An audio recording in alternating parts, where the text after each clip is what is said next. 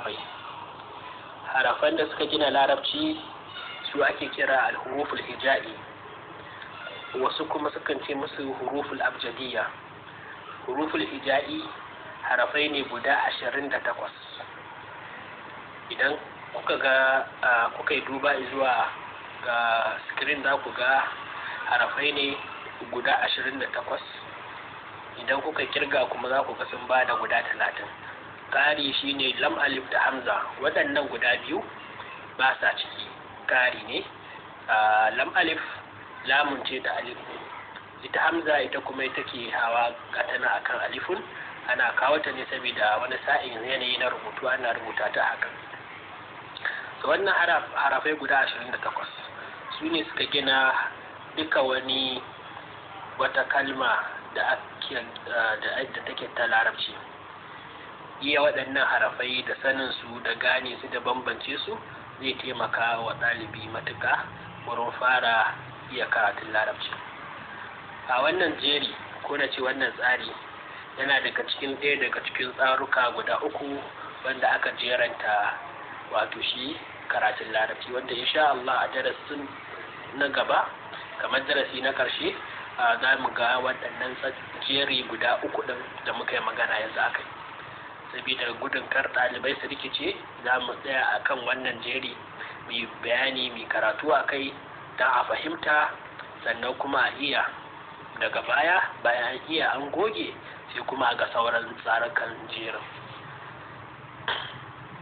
Huruful hija'i kamar yadda suka zo a nan a wannan jeri za mu ga cewa akwai harufa da suke kama da juna wurin yanayi na rubutu, sai dai bambanci ya zamanto wurin ɗigo. A da farko larabawa ba su bambance harufansu na larabci da ɗigo, sai daga baya aka zo saboda ajamawa mu wanda ba larabawa ba da muka shigo addinin musulunci muka fara yin larabci muna koyo, to muna samun wahala wurin karatun larabci, to sai aka dige. Farko aka fara wasalce Qur'ani, daga baya aka dige Qur'anin saboda a tallafa a taimaka wurin karanta Qur'ani daidai.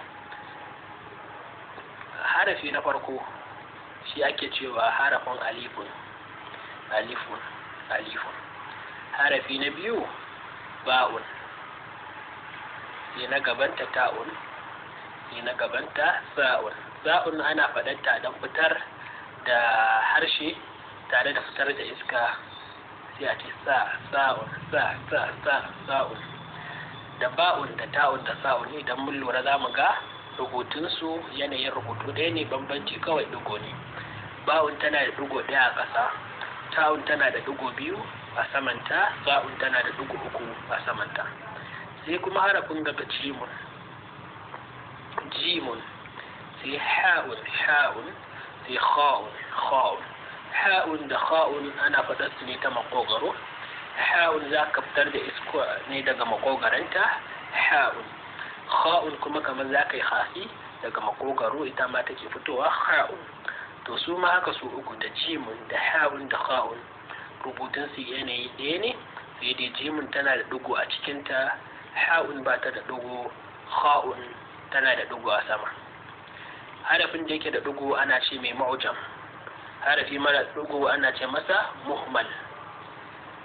Mu'jam wato ba ajamin harafi, muhmal wato harafi mara ɗigo. Sai harafi na gaba dalun, sai zalun ita ma ana fitar da harshe kamar yadda muka faɗa a wurin sa, za ka ɗan fito da harshe sai ka ce zalun. Da dalun da zalun su ma kamar su ne, sai bambanci ɗigo. Zalun akwai ɗigo ɗaya a saman da. Sai na gaba ra'un, sai zayun, ko ka ce zayun ko zayyun, ko idan ka faɗa akan wazanin kai za ka yi cewa zai, to duk tana zuwa akan, ko ka ce za'un akan faɗe ta zayyun, zayun, za'un, ko zai akan wazanin kai, zayyun, za'un, zayyun. To amma wanda ya fi shi ne ka ce zayyun, zayun kai zayun kamar ra'un, zayun ba zayyun ba, zayun. sai sinun. To bambanci kuma a yanzu da mu ga da nan muka ce zalun, za a iya cewa za in ta ɗauki fata da zalun da zayyun ana faɗar su ga kusan yanayi, ba a yi ba a hankula ba sai a saba wurin faɗa. A maimakon mutum ya ce za sai ya ce za.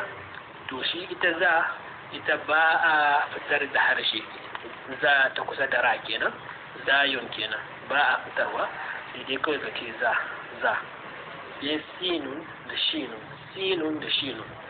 Sinun iska ce aka fitar da shinun. Bambancin sinun da sa'un, sa'un ana fitar da harshe sai ka ce sa, sinun ba fitar da harshe sa ita ce ta Hausa sa.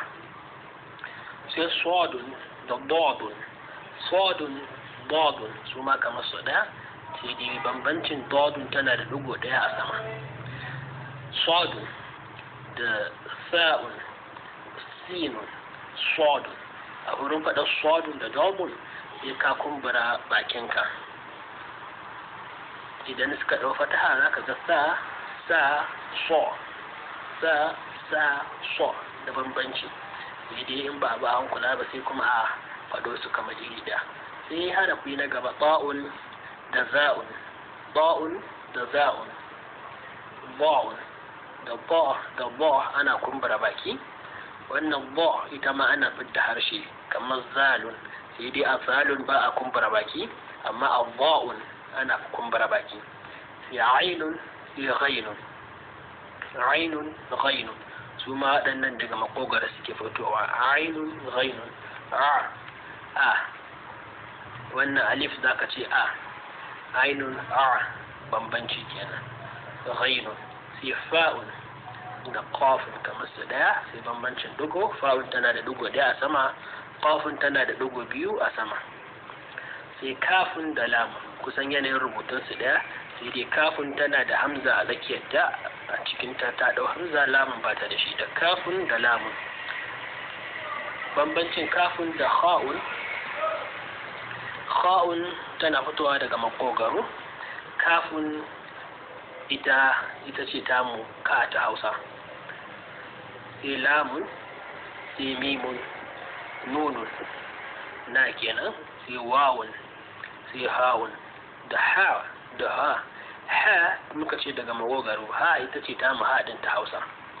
sai lam alif, lamun ce da alifun, sai a ce la, sai hamza, sai ya'un ita ce harafin ƙarshe ya'un. don haka yanzu zan karanto su ɗaya bayan ɗaya daga farko. Alifun, ba'un, ta'un, sa'un, jimun, ha'un, kha'un, dalun, zalun, ra'un, zayun, sinun, shinun, صادun, ضادun, طاءun, ضاعun, ainun, ghainun, fa'un, qafun, kafun, lamun, mimun, nunun, wawun, ha'un, lam alif, hamza, ya'un. zan maimaita. Alifun, ba'un, ta'un, sa'un, jimun, ha'un, kha'un, dalun, zalun, ra'un, zayun, sinun, shinun, صادun, ضادun, ضاءun, ضاعun, ainun, ghainun, fa'un, qafun, kafun, lamun, mimun, nunun, wawun, ha'un, lam alif, hamza, ya'un. sai alharakat. to yanzu mun yi